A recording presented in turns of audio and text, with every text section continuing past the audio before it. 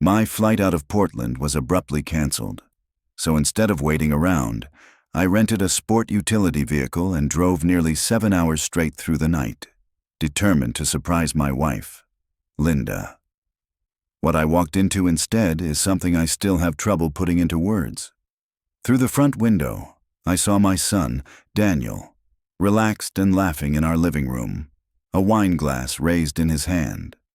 Outside on the back patio, my wife was on her hands and knees, inching herself toward the outdoor spigot like she was stranded.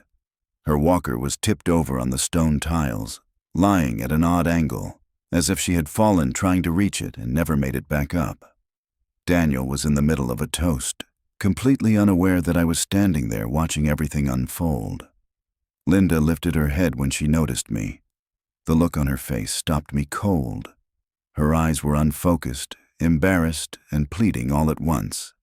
I had spent nearly 4 decades building a real estate business and untangling complicated negotiations, but I had never seen a situation this disturbing.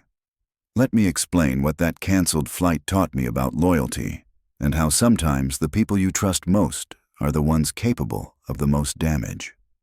6 weeks earlier, Linda had undergone hip replacement surgery. The artificial joint alone cost us $12,000 out of pocket, but the money was never the concern. The recovery was. Her doctors told us she would need a walker for at least 3 months, possibly longer. At 64, my wife had always taken pride in doing everything herself. Watching her struggle with basic tasks, like turning on the kitchen sink or standing for too long, cracked something inside me that I did not know existed. I had built Ridgeway Commercial Holdings from nothing. I started in 1986 with a single neglected retail strip in El Paso and spent decades expanding it into 21 commercial properties spread across New Mexico and Southern California. Our personal net worth hovered around $12.5 million, most of it locked into long-term real estate assets. For someone who grew up in a rusted trailer outside of Nogales, it still felt unreal sometimes. Daniel, our only child, had always been complicated. At 35, he was still trying to figure out his direction. He jumped from marketing roles to online trading schemes and even spent a couple of years selling insurance before quitting that too. Nothing ever seemed to hold his attention for long. His wife, Rachel, whom he had been married to for 4 years, worked as a nurse practitioner. They lived in a rented townhouse about 20 minutes away and came over most Sundays for dinner. From the outside, they looked like a normal young couple still finding their footing. The first warning sign appeared about 3 weeks after Linda's surgery. Daniel stopped by one Tuesday afternoon while I was still at the office reviewing lease agreements for a new mixed-use project outside of Palm Springs. When I came home that evening, Linda mentioned that Daniel had been asking questions about how we were managing day to day. "He is worried about us handling a house this size," she told me as she eased herself into her recliner, clearly in pain. She said Daniel had asked whether we had ever thought about assisted living. Our home was not a mansion, but it was far from small. 4 bedrooms, 3.5 bathrooms, just under 3,000 square feet, on nearly 2 acres in North Phoenix. We had purchased it in 1997 for $400,000. In the current market, it was easily worth close to $3 million. We had paid off the mortgage more than 10 years earlier. "Assisted living?" I laughed at the time. "You are healing from surgery, not losing your mind."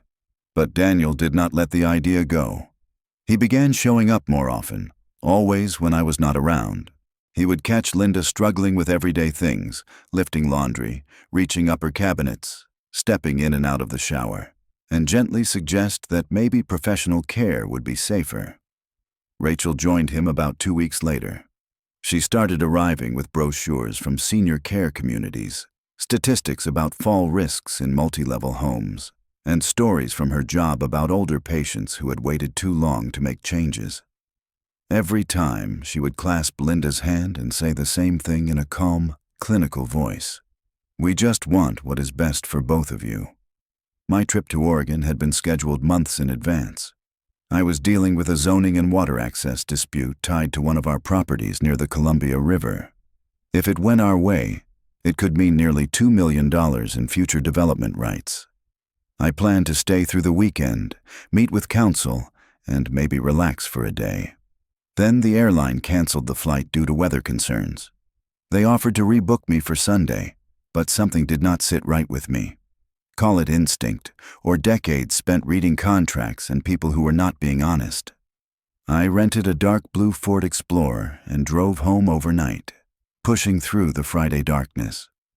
Around 9 that evening, I called Linda from a gas station outside of Flagstaff to let her know I was coming back early.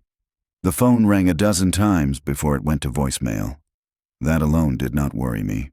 When her hip pain flared up, she often turned the ringer off after taking her prescribed sleep medication.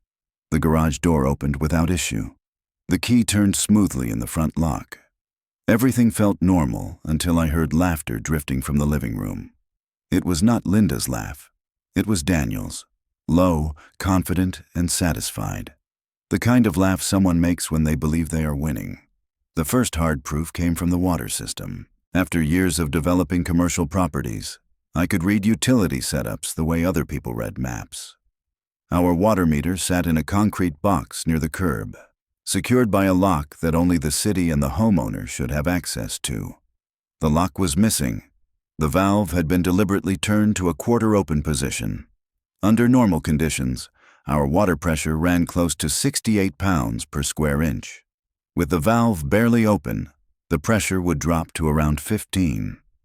That was just enough to keep the pipes intact, but nowhere near enough for normal use. Someone who understood utility systems had done this on purpose. Once I stepped fully inside the house, I started checking everything methodically. I turned on the kitchen sink first. The water barely trickled out, thin and weak. In the master bathroom, the pressure was so low I would have struggled just to rinse a toothbrush. I tried the guest bathrooms next, and every one of them told the same story. Then I went back outside and tested the spigot on the patio. That faucet blasted out water at full force. That was the moment the picture sharpened.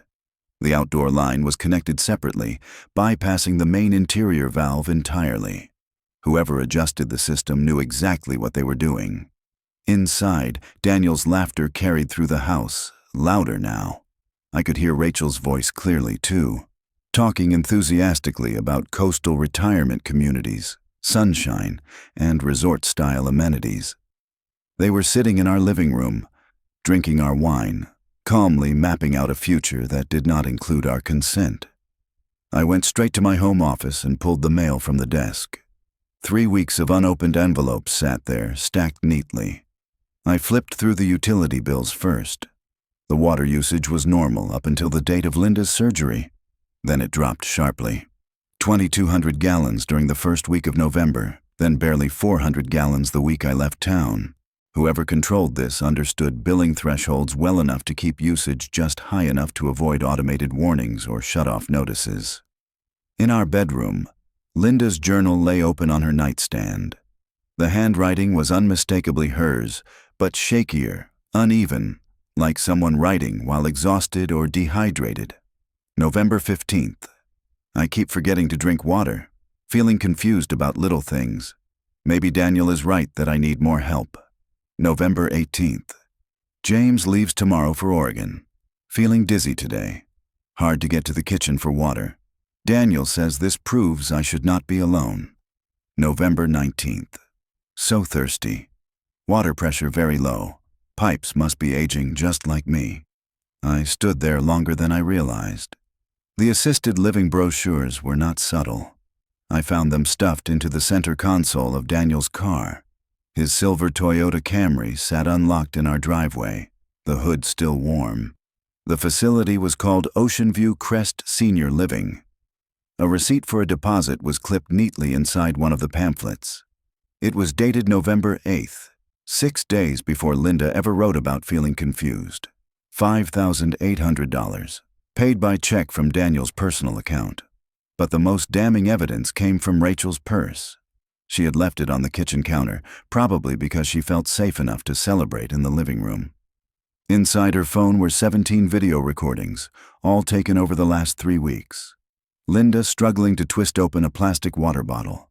Linda staring at her medication organizer, unsure which pills to take. Linda nodding off at the kitchen table after barely touching her food. Every clip was carefully trimmed. There was no footage showing the lack of water pressure, no audio of Daniel coaching her or hovering nearby. The timestamps matched my meeting schedule perfectly, recorded during hours when I was always away and unable to see what was really happening. At the bottom of Rachel's purse, tucked beneath receipts and lip balm, I found a business card. Thomas Harper, elder law attorney. He had been Daniel's college roommate years earlier and now practiced in downtown Phoenix. Written on the back in pen were the words, "Competency evaluation, 72 hours notice required." That was when the timeline locked into place.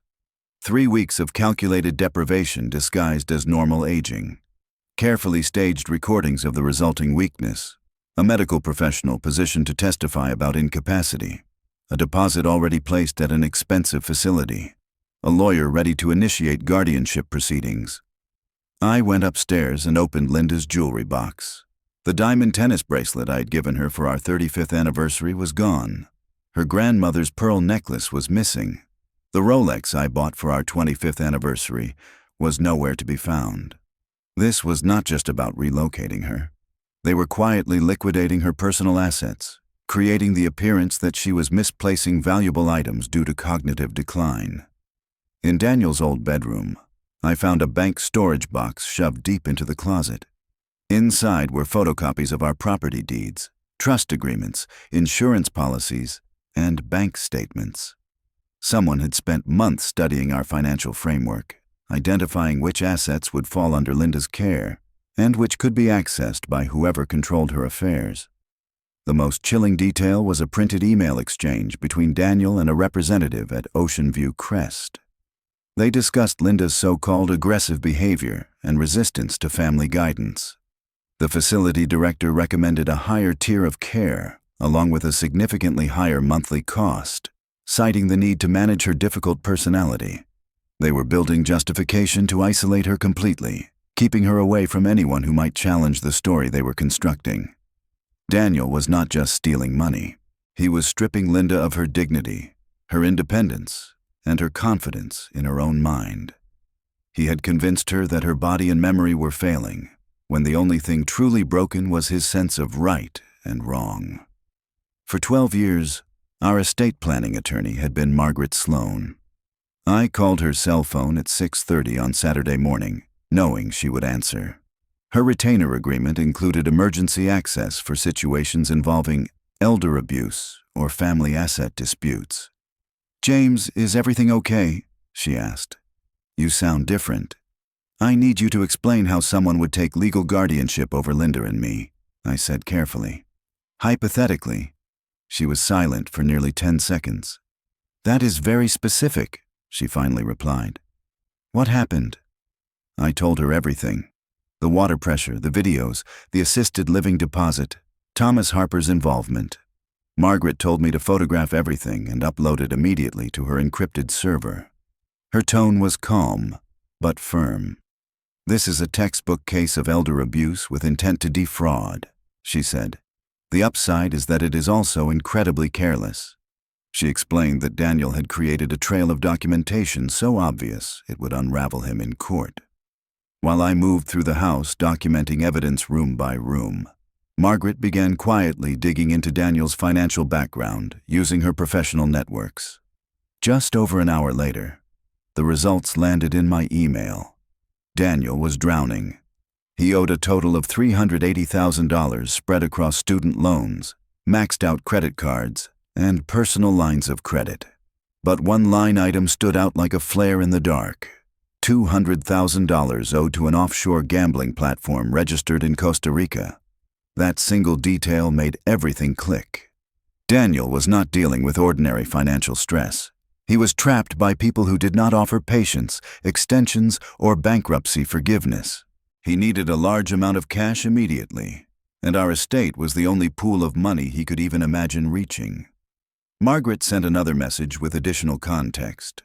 Thomas Harper's law firm marketed itself as specializing in what they called compassionate family transitions.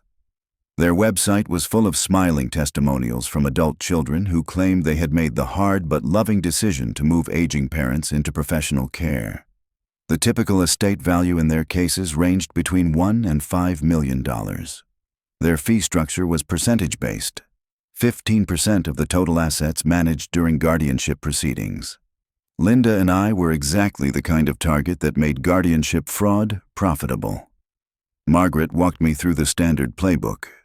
First, file for an emergency competency evaluation, citing immediate safety risks. Use selectively gathered medical evidence showing confusion or physical decline. Secure temporary guardianship within 72 hours. Relocate the elderly person to a controlled facility with restricted outside contact. Begin liquidating assets under the justification of paying for care, while family members quietly redirect wealth into personal accounts. I asked the question that mattered most. How long before it cannot be undone?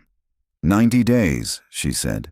After that, proving competency becomes nearly impossible.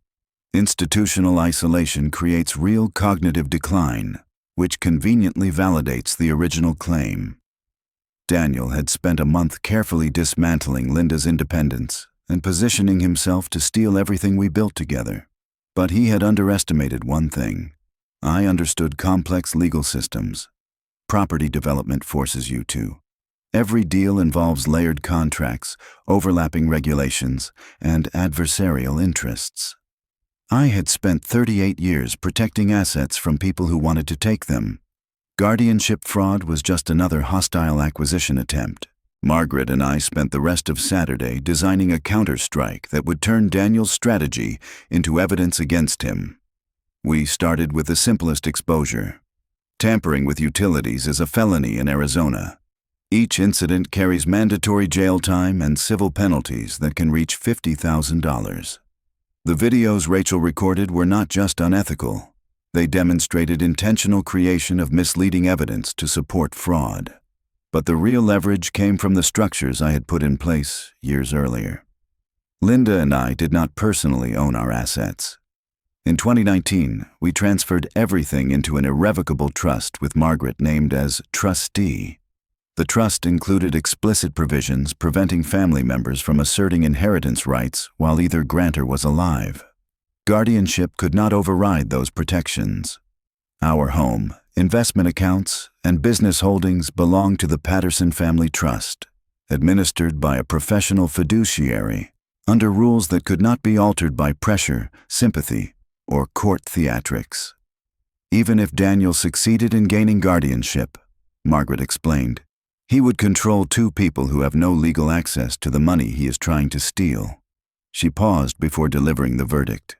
He is planning a bank robbery at an empty vault. On Sunday morning, the final piece of evidence arrived. A voicemail sat on our home answering machine.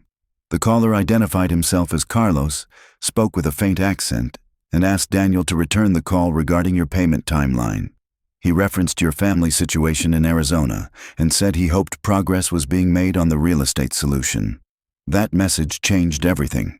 The gambling debt was no longer abstract pressure. Someone in Costa Rica was actively monitoring Daniel's attempts to liquidate our assets. This was no longer just family betrayal. It was international fraud, with professional criminals tracking our household as a revenue source. That afternoon, Margaret filed an emergency report with Maricopa County Adult Protective Services, requesting immediate investigation into financial exploitation of an elderly person. We submitted photographs, videos, utility records, financial statements, and documentation showing a sustained pattern of manipulation. By Monday morning, I was ready to take what Margaret called the nuclear option. Decades in commercial real estate taught me that the strongest defense is control over infrastructure. You do not confront your enemy directly. You cut off what they rely on. My first call that morning was to Arizona Public Service, our electricity provider. Over the past 10 years, I had donated $43,000 to the Arizona Public Service Public Safety Foundation and served on their Commercial Customer Advisory Board. Those relationships mattered. When I explained that someone had deliberately interfered with our utilities to manufacture evidence of elder neglect, their security director did not hesitate. He agreed to meet me that same afternoon. Within 2 hours, APS investigators were on our property. They photographed the altered water meter, measured pressure levels throughout the house, and documented a pattern of utility interference consistent with known elder abuse cases. Their findings were formal, detailed, and thorough. That report would later serve as evidence in both criminal and civil proceedings. My second call went to Daniel Murphy, the president of our homeowners association. Daniel oversaw compliance for Whispering Hills, an exclusive community where home values began at $2 million and violations could escalate into mandatory mediation or even forced sale. 3 years earlier, I had helped his construction firm secure the contract to renovate our community pool. "Daniel," I said, "I need you to drive past our house and document any violations of HOA maintenance standards. Someone has been creating artificial signs of decline." By Tuesday morning, his official inspection report listed 14 violations of community guidelines, a damaged mailbox post, dry landscaping, newspapers piling up, automotive fluid staining the driveway, a general appearance of neglect inconsistent with neighborhood standards. None of it was genuine. Linda and I had always kept our property immaculate, but the violations aligned perfectly with the narrative Daniel needed to prove we could not manage independent living. Most importantly, the report documented that these conditions had appeared suddenly within the past 3 weeks, precisely matching the period when Daniel's visits increased. While I handled logistics, Margaret worked quietly through the legal side. She drafted amendments to our trust that immediately revoked Daniel's power of attorney authority. She removed him as an emergency contact with all banks, investment firms, and medical providers. She updated our will to explicitly disinherit anyone who attempted to secure guardianship or assisted living placement through deception or coercion. The changes were made retroactive to November 1st. That meant any financial actions Daniel had already initiated would be automatically invalidated. Margaret referred to the result as fortress-level protection. By Wednesday, I shifted to what military planners call controlled information warfare. I placed documents where Daniel would inevitably find them during his next visit. Bank statements showing a fabricated account holding $800,000 in liquid cash. Appraisal summaries for Nevada land supposedly valued at $3.2 million. Medical records suggesting Linda's hip recovery was progressing far better than expected. The trap worked flawlessly. Security camera footage from Thursday afternoon showed Daniel quietly photographing everything while Linda slept upstairs. He spent 47 minutes in my office, methodically copying account numbers and property descriptions. That evening, he called Linda with renewed urgency. "Mom, I have been really thinking about your safety," he said. "What if something happens when Dad is traveling? You could fall, hurt yourself badly, and nobody would know for hours." Linda, still unaware of the water manipulation and emotionally exhausted, agreed to tour Ocean View Crest on Saturday, just to see what it was like. Daniel scheduled the visit for 2 o'clock in the afternoon, precisely during my standing golf appointment that he had observed for months. Friday morning brought one of the most satisfying phone calls of my professional life. Thomas Harper's office contacted Linda to schedule a voluntary competency evaluation for the following Tuesday. They framed it as a routine step to establish cognitive baseline before any major lifestyle changes. Confused and frightened, Linda agreed. She still believed Daniel was acting out of love. I spent Friday afternoon with Margaret finalizing what we called Project Mirror. It was a deliberate reversal of every tactic Daniel had used against us. If he wanted to manipulate infrastructure, we would demonstrate what real control looked like. Saturday arrived with almost surreal clarity.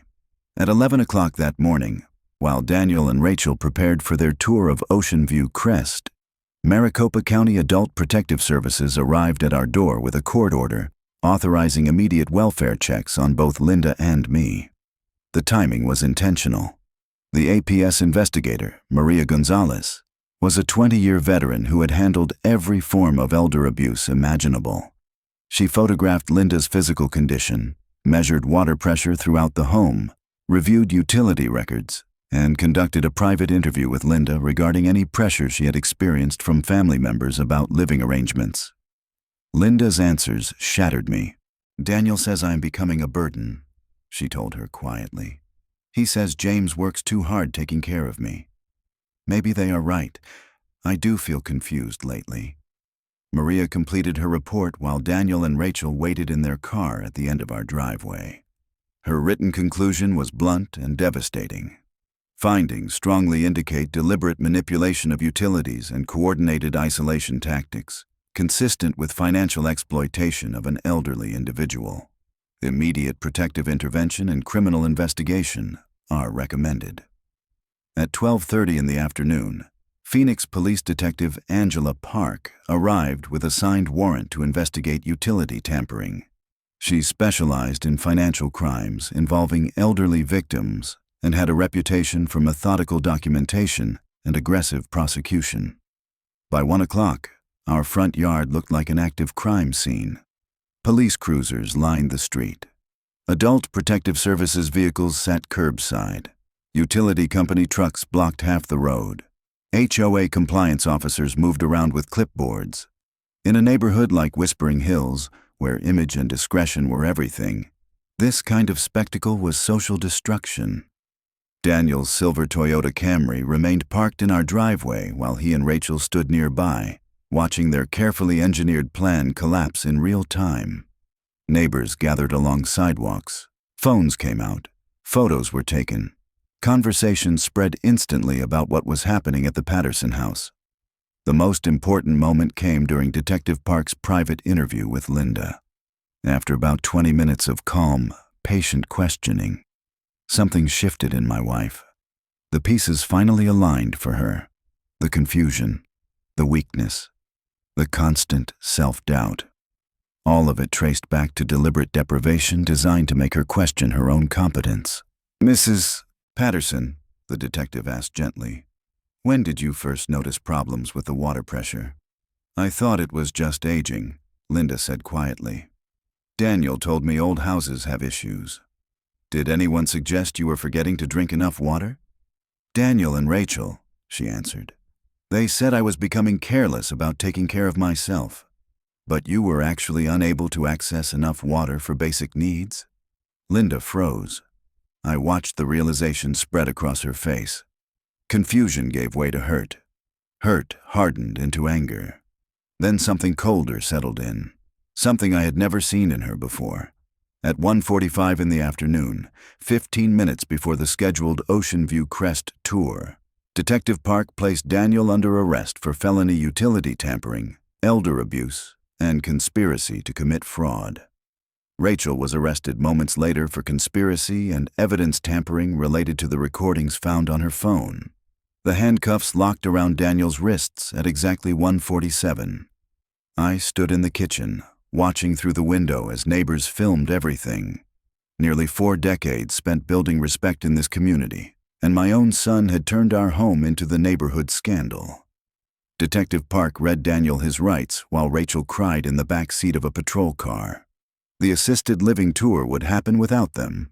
"Dad, this is insane!" Daniel shouted. "I was trying to help you both. Mom has been confused. She forgets things. You are never here to see it."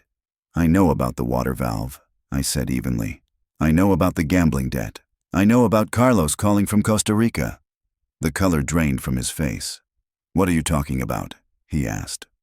I took out my phone and played Carlos's voicemail on speaker. Daniel's expression shifted rapidly, from denial to panic, then to something close to relief. At least the lies were finished. $380,000 in debt, I continued. $200,000 owed to offshore gambling operators who do not forgive missed payments. You needed our house to save your own life. Detective Park wrote steadily as I explained everything I had uncovered about Daniel's finances. Rachel's nurse practitioner license would be suspended pending investigation. Daniel's marketing job would disappear as soon as his arrest became public. Their life was collapsing minute by minute. "Mr. Patterson," Detective Park said, "we will need a detailed statement outlining the utility manipulation and financial planning you discovered. Given the interstate gambling debt and coordinated fraud, this case may involve federal charges." Throughout the arrests, Linda remained silent. She sat in her chair with her walker beside her, watching her son dismantle his own future. When the police vehicles finally pulled away, she turned to me with a look I had never seen before. "How long have you known?" she asked. "Since Friday night," I answered, "when I found you at the outdoor faucet." "And you let me believe I was losing my mind for 3 more days?" This was the moment I had feared most. Linda had not only been a victim of Daniel's cruelty, she had been a casualty of my strategy. I had allowed her to suffer while I gathered evidence instead of telling her the truth immediately. "I needed proof that would hold up in court," I said. "Daniel had been planning this for months. If I confronted him too soon, he would have destroyed everything and tried again later." "So you used me as bait?" she asked, her voice flat. "I protected you while building a case that would end this permanently." Her anger was colder than anything Daniel had done. "You treated me like I could not handle the truth," she said, "just like Daniel treated me like I could not handle my own independence." She was right. I had been so consumed with outmaneuvering Daniel legally that I forgot the most important truth of all. Linda was not a problem to manage or a liability to protect. She was my partner. She deserved the truth from the very beginning and the right to decide how we responded together. "You are right," I told her quietly. "I should have told you the moment I understood what was happening." "Yes," she said without hesitation. "You should have." That afternoon, Margaret arrived at the house carrying a folder so thick it looked absurd.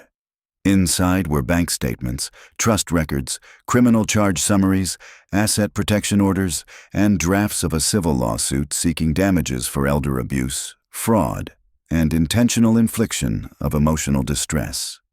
She did not soften the reality. "Daniel is facing 2 to 5 years in state prison," she said, "with potential federal charges for wire fraud connected to the offshore gambling activity. Rachel will lose her nurse practitioner license and face professional sanctions. Thomas Harper's firm is under investigation by the State Bar for ethical violations." The financial fallout was brutal. Daniel's attempted fraud had activated penalty clauses buried deep in our trust documents, permanently stripping him of any inheritance rights. Legal fees would exceed $60,000. The utility damage required professional repair and inspection, and the emotional damage could not be measured in money at all.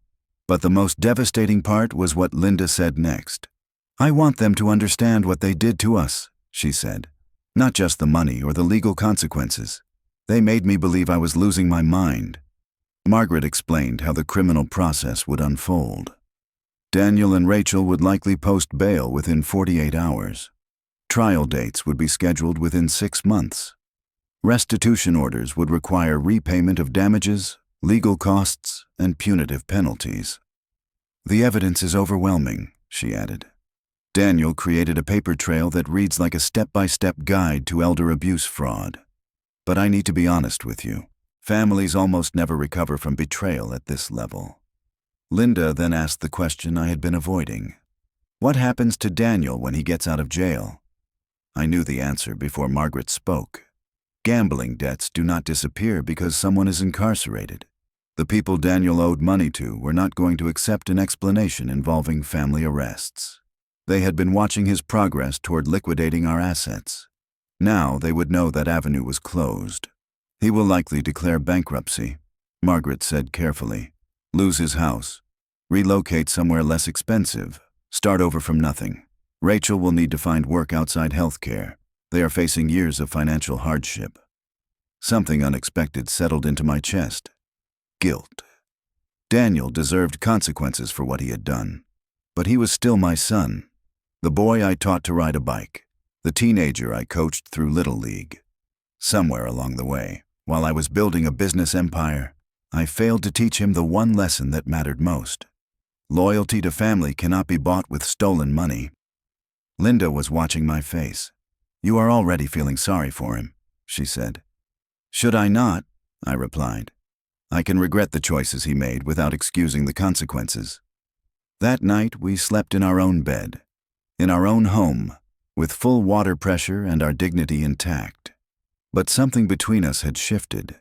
Linda had seen that I was capable of being calculating and strategic, even manipulative, when protecting our interests. I had seen finally that she was stronger and sharper than I had ever given her credit for. Daniel spent his first night in Maricopa County Jail. Rachel stayed with her sister in Tempe. Their marriage would likely not survive what was coming. Justice felt emptier than I expected. By Tuesday morning, the local news picked up the story. Scottsdale's son arrested in elder abuse scheme, ran across 3 Phoenix television stations and the Arizona Republic website. By Wednesday, Daniel's face was recognizable throughout the valley.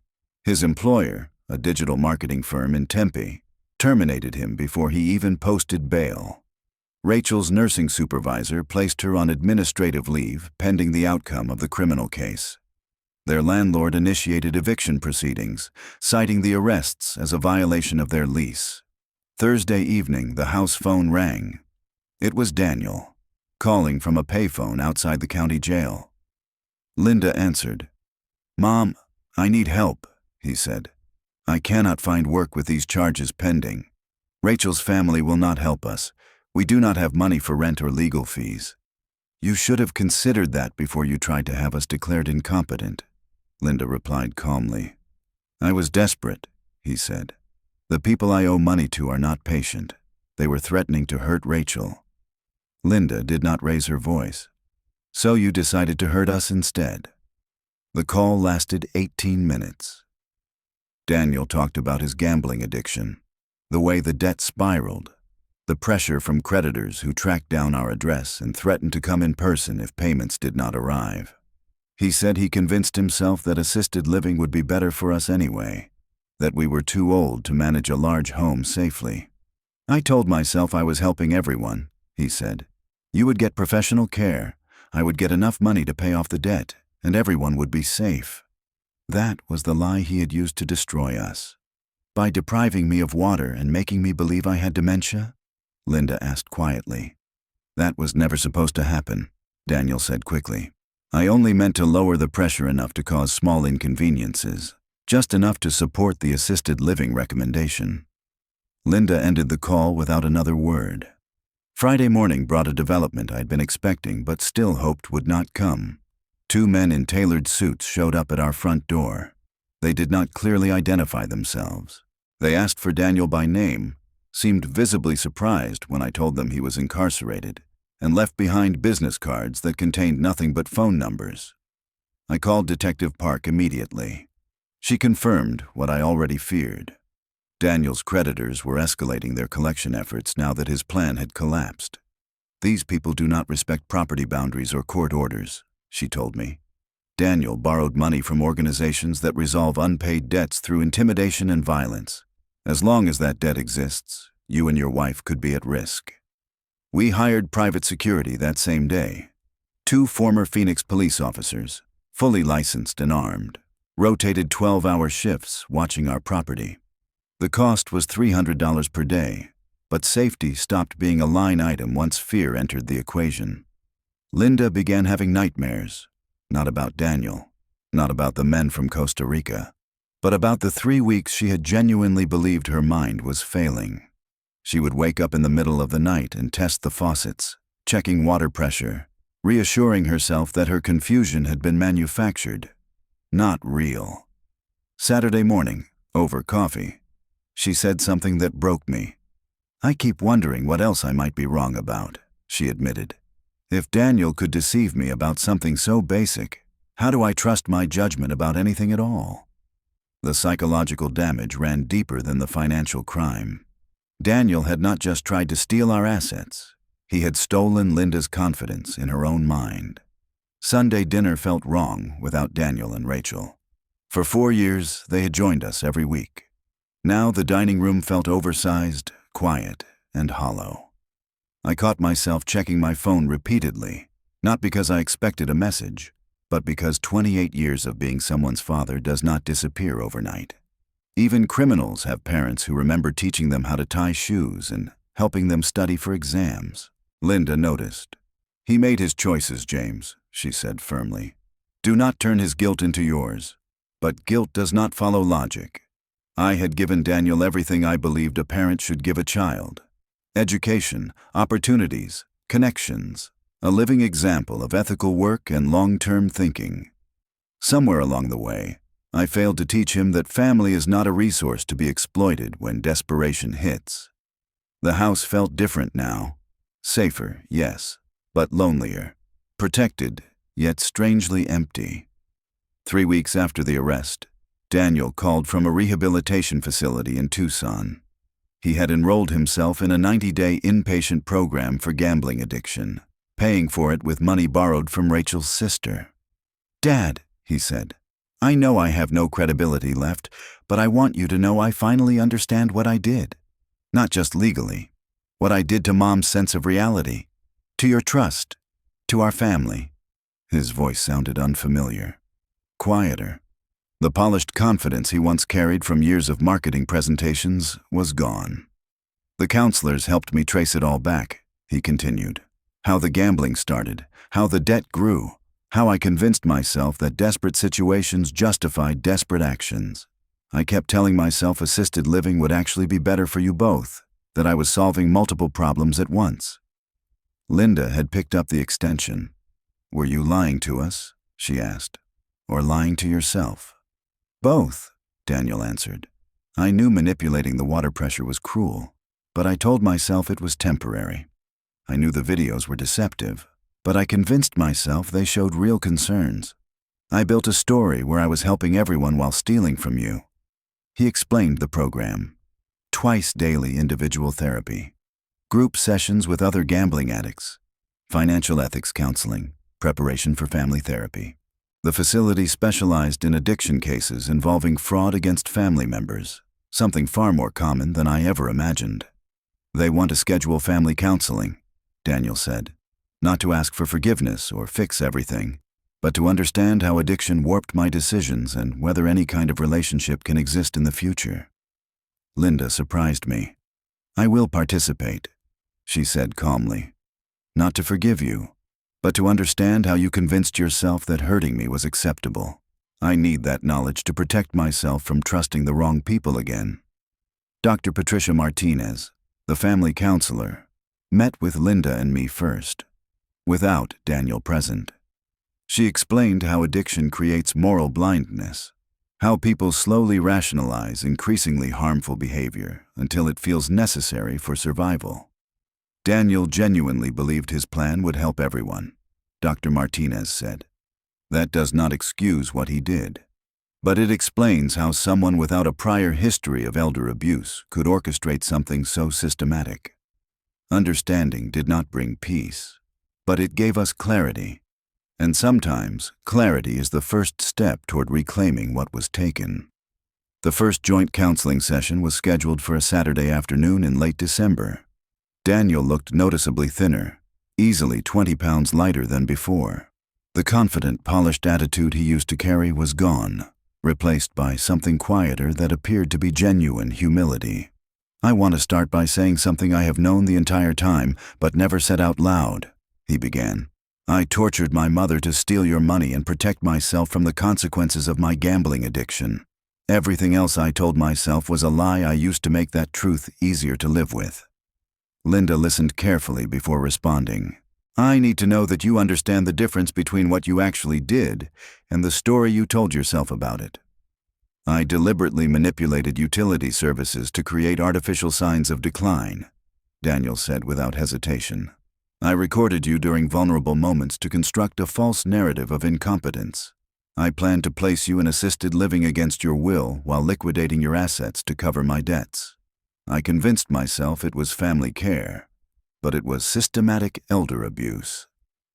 Dr. Patricia Martinez gently steered the conversation toward the psychological framework that allowed Daniel to rationalize his actions. "Gambling addiction creates desperation that overwhelms normal moral judgment," she explained. "When financial pressure comes from criminal creditors, fear takes over and people justify actions they would otherwise find unthinkable." She looked at both of us. "The question is not whether Daniel is inherently evil. The question is whether he can build reliable systems for ethical decision-making when he is under extreme pressure." By the end of that session, clear boundaries were established. Daniel would complete the full 90-day inpatient program, followed by 6 months of outpatient counseling. Linda and I would keep all protective orders and asset restrictions in place. Any future relationship would depend entirely on Daniel's ability to demonstrate sustained accountability. Jessica joined the second session 2 weeks later. She had found work at a small community health clinic and was living with her sister while navigating professional sanctions of her own. "I enabled Daniel because I was scared," she admitted. "I knew what we were doing was wrong, but I told myself that older people often need more help than they are willing to admit." Linda's response was calm but unyielding. "Fear does not justify participating in someone's torture." "No, it does not," Jessica said. "I am not asking for forgiveness. I just want you to know that I understand the harm we caused." The sessions did not move us toward quick reconciliation, but they created space for honesty. For the first time, the truth was being spoken without manipulation or denial. 6 months after the arrests, I made a decision that Margaret strongly advised against. Daniel had completed rehabilitation and was working nights as a janitor at a community college in Tucson. Jessica had found employment at a rural clinic nearly 2 hours away. They were living separately, rebuilding their lives independently before deciding whether their marriage could survive. I opened a bank account under the name JP Holdings and arranged anonymous payments to help cover Daniel's basic living expenses. The amount was modest, not enough to provide comfort, but enough to ensure he remained housed and fed while continuing recovery. The assistance was structured as rental support, $300 per month deposited into an account Daniel could access but could not trace back to me.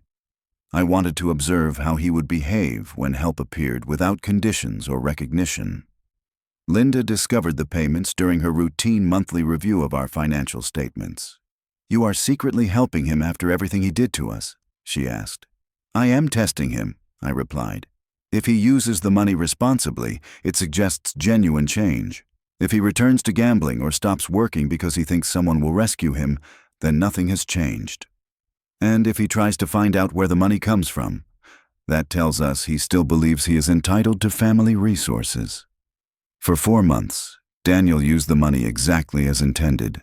Rent, groceries, transportation to work, counseling appointments. He continued working full-time and did not reduce his hours. He did not treat the assistance as permission to relax his recovery. Most importantly, he never tried to trace the source. Bank records showed no inquiries, no complaints, no questions. He accepted the help quietly and used it responsibly. Then I escalated the test. In the 5th month, I increased the payment to $800 and included a note. "This assistance may become permanent for individuals demonstrating sustained ethical recovery." Daniel's reaction told me more than any counseling session ever could.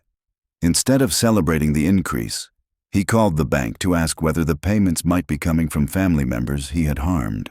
"I do not feel comfortable accepting this much help," he said, "not without knowing where it comes from." He told the bank representative, "If this money is coming from people I hurt, I need to make amends directly before accepting their support." Following the instructions I had given in advance, the bank employee confirmed only that the payments were issued by a private foundation supporting addiction recovery. No names, no further explanation.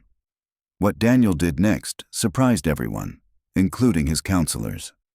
Out of the $800, he donated $500 to a nonprofit organization that provides services to victims of elder abuse.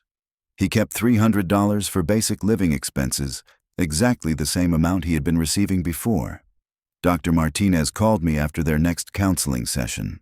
"He is struggling with accepting help he feels he has not earned," she explained, "especially when he suspects it may be coming from people he harmed.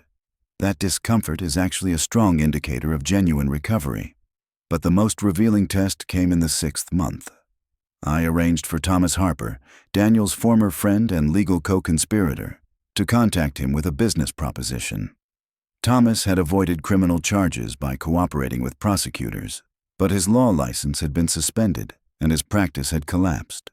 The opportunity was deliberately constructed. Thomas offered Daniel a chance to earn $50,000 by consulting with families navigating what he called compassionate assisted living transitions for elderly relatives. It was, in essence, the same guardianship manipulation scheme Daniel had attempted against us, repackaged as legitimate advisory work. Thomas explained that families often needed guidance, recognizing when parents required professional care, and claimed Daniel's experience with family dynamics around aging made him uniquely qualified. I watched through surveillance footage as they met in a coffee shop near Daniel's workplace. Daniel listened quietly for 20 minutes. Then he spoke. "Thomas, what you are describing is exactly what I did to my parents," he said. "It was fraud then, and it is fraud now. I am not interested in helping other families manipulate elderly relatives, no matter how you frame it." Thomas leaned forward. "This is $50,000 for 6 weeks of work," he said. "You are living in a studio apartment and cleaning buildings at night. This could restart your career." Daniel did not hesitate. "My career is not worth more than other people's dignity," he replied. "I spent months torturing my mother to steal money from my parents. I am not going to help anyone else do that to their family." Thomas pushed harder, suggesting Daniel was being naive, that successful professionals sometimes needed moral flexibility. Daniel's final response was captured clearly on audio. "The last time I practiced moral flexibility, I destroyed my family and nearly sent my wife to prison," he said. "I would rather scrub bathrooms for minimum wage than make money helping people abuse their parents." After Thomas left, Daniel called Dr. Martinez to report the encounter and asked whether authorities should be notified about Thomas's continued involvement in elder abuse schemes. That evening, I called Linda from my office and played her the entire recording. "He passed," she said quietly when it ended. "What does that mean for us?" I asked. "It means he understands the difference between desperate decisions and ethical ones," she replied. "It does not undo what he did, but it means change might be real." The anonymous payments had revealed something critical. Daniel was developing real moral boundaries that held even under financial pressure. He was choosing ethics over easy money, transparency over manipulation, accountability over entitlement. But one successful test does not rebuild trust destroyed by months of calculated betrayal. Linda and I kept every protective measure in place. Daniel still had no access to our assets. He remained excluded from inheritance rights. All restraining orders stayed active. "Trust," Linda said later, "is not a switch that flips on or off. It is rebuilt slowly through consistent behavior over time." Daniel had shown he could choose correctly when tested.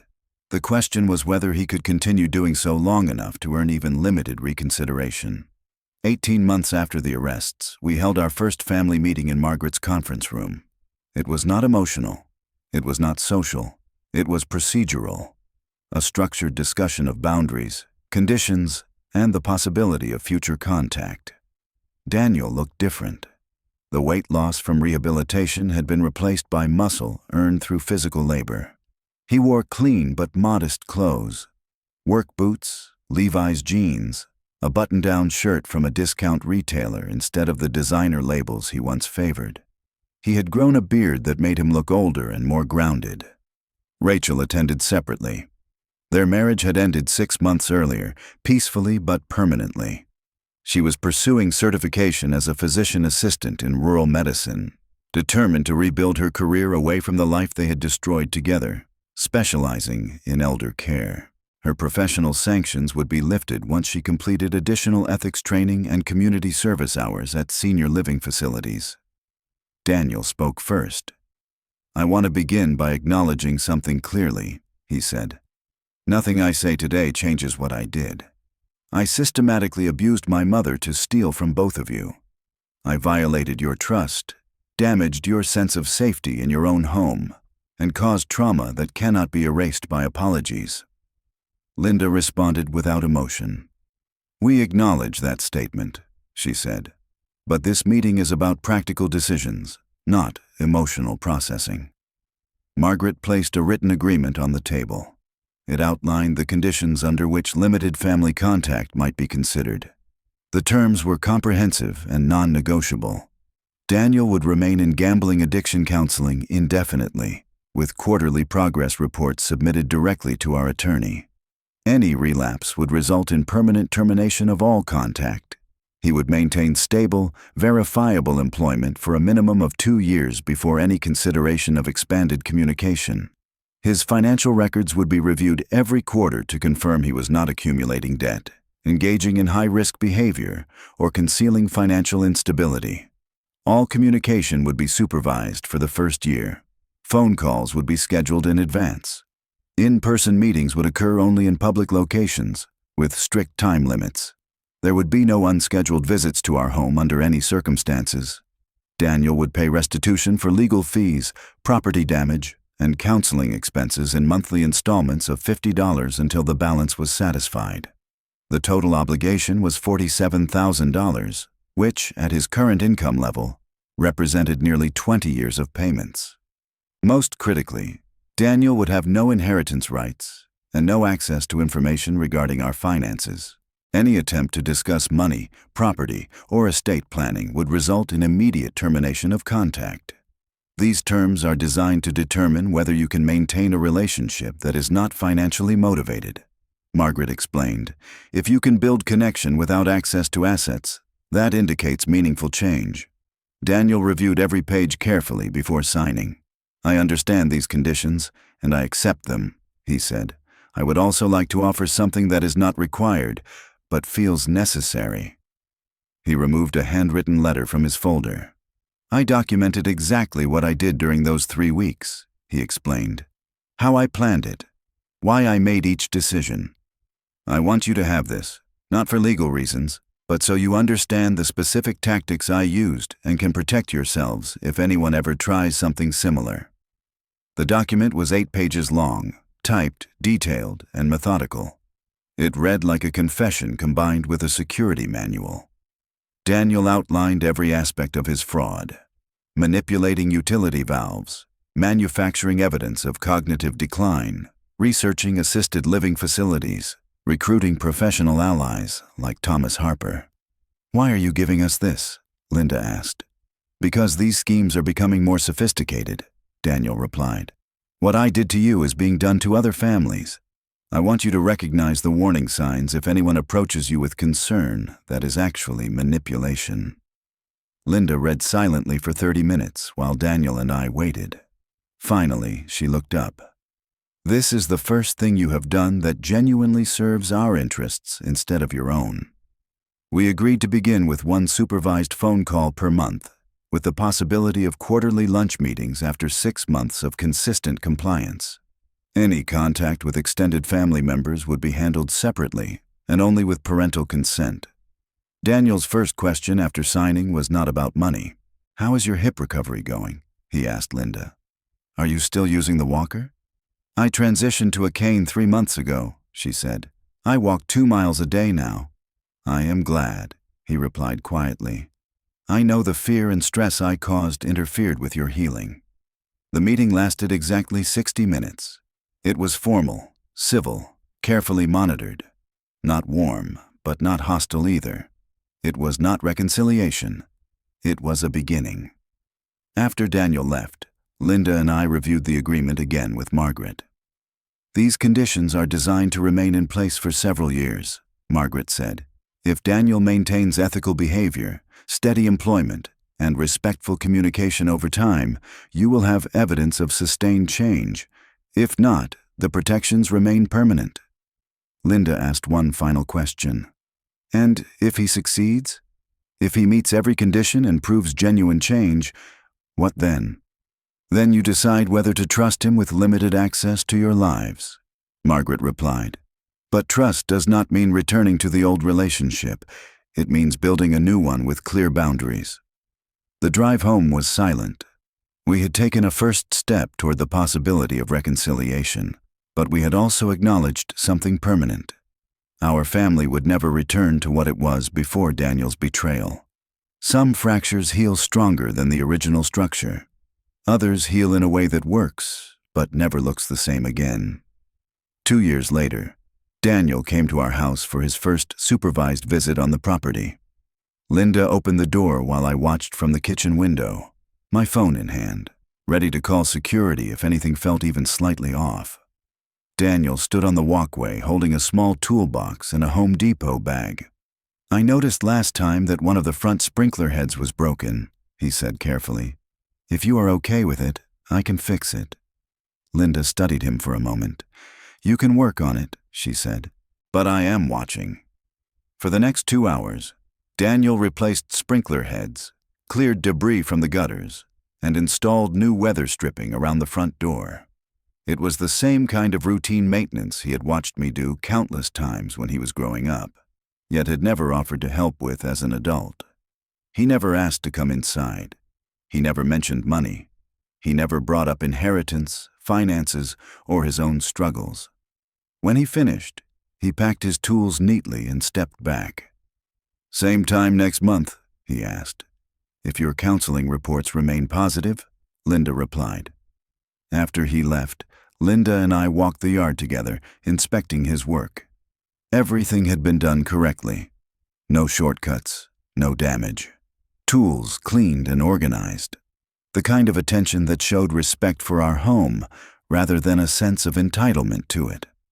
"He is different," Linda said quietly. "Different enough to continue supervised visits. Not different enough for unsupervised access to our lives." 6 months later, Daniel arrived with someone else.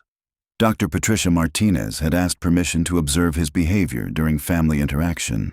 "Michael has made significant progress in ethical decision-making," she explained.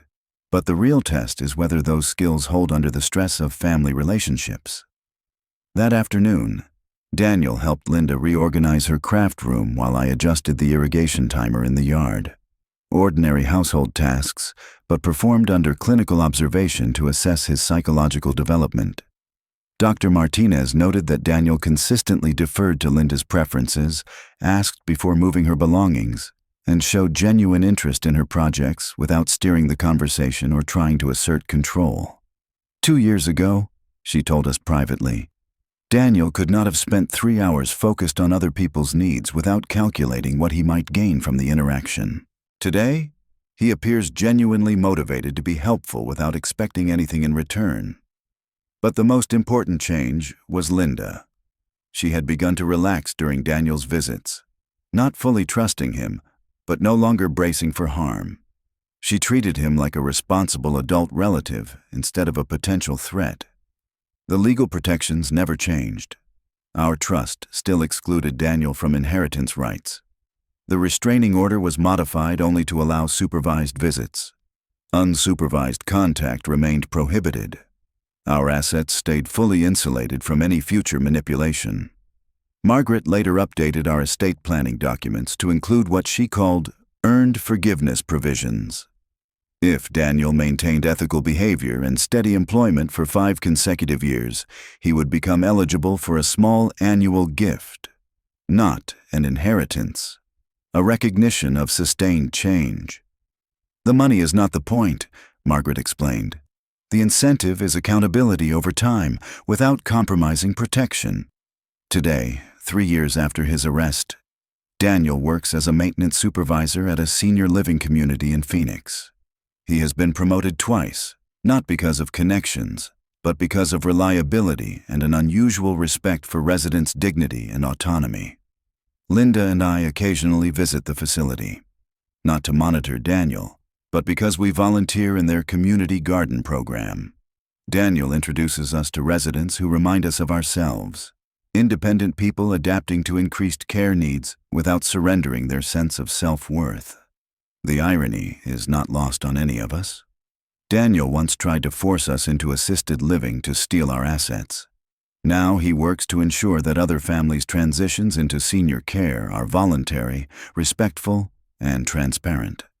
He became the person he should have been before desperation distorted his judgment. Some families survive betrayal through forgiveness. Others survive through accountability. We chose accountability that made forgiveness possible, but only within boundaries that protect everyone involved. Love does not mean accepting abuse. Family does not mean unlimited trust. Second chances must be earned through consistent behavior, not granted through sentiment. Our family relationships will never return to what they once were, but they have evolved into something more honest, more deliberate, and perhaps more durable. Trust, once broken, rebuilds differently than it was originally constructed. Sometimes stronger, always